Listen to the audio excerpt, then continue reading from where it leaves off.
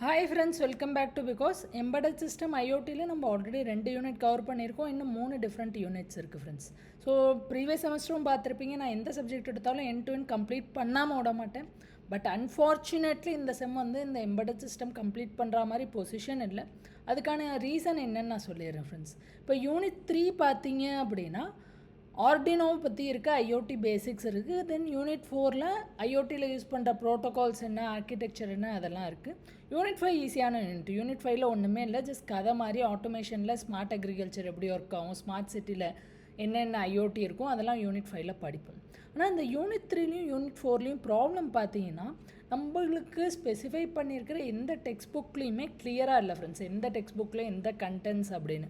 So இப்போ நம்மகிட்ட இருக்கிற மீதி ஆப்ஷன் என்ன, லோக்கல் ஆத்தர் ஃபாலோ பண்ணும். ஸோ இப்போ நானுமே லோக்கல் ஆத்தர் வச்சு உங்களுக்கு கிளாஸ் எடுத்து முடிச்சிடலாம். பட் அதை நீங்கள் படிச்சுட்டு போய் எழுதினாலும் செமஸ்டரில் எந்த அளவுக்கு எஃபிஷியண்ட்டாக இருக்கும், எந்த அளவுக்கு மார்க் கிடைக்கும்னு எனக்கு தெரியல. ஸோ அதனால நான் லோக்கல் ஆத்தர் ஃபாலோ பண்ணலை. நான் ஜென்ரலாக எப்போதுமே பண்ண மாட்டேன். ஸோ யூனிட் 3யை பொறுத்தவரையும் நாங்கள் என்ன சார் பண்ணேன், எப்படி படிக்க அப்படின்னு கேட்டிங்கன்னா, ஸோ இந்த லேட்டஸ்ட் சிலபஸில் அவங்க இன்க்ளூட் பண்ண விட்டாங்க. ஆக்சுவலி யூனிட் 3 வந்து ப்ரீவியஸ் சிலபஸ்லலாம் பார்த்தீங்கன்னா கோர்செராவோட ஒரு கோர்ஸு.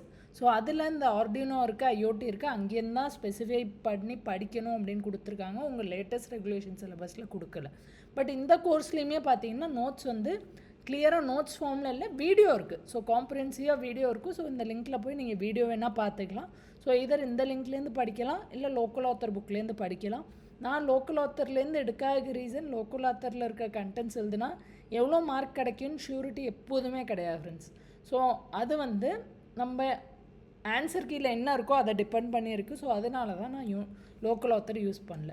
தென் யூனிட் 4 பொறுத்தவரையும் ஒன் ஆஃப் மை ஸ்டூடெண்ட்ஸ் பிகாஸில் சொல்லியிருந்தா லைக் இந்த சேனலில் கண்டென்ட்ஸ் நல்லா இருக்குன்னு.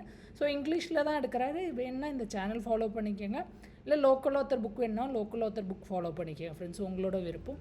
யூனிட் 5ல் வந்து ஒன்றும் பெருசாக இல்லை. ஸோ அங்கே வந்து கதை மாதிரி உங்கள் காலேஜில் கொடுத்த நோட்ஸ் எழுதுனீங்கன்னா கூட போதும், அது ஜெனரிக்காக இருக்கிற கண்டென்ட்ஸ் தான்.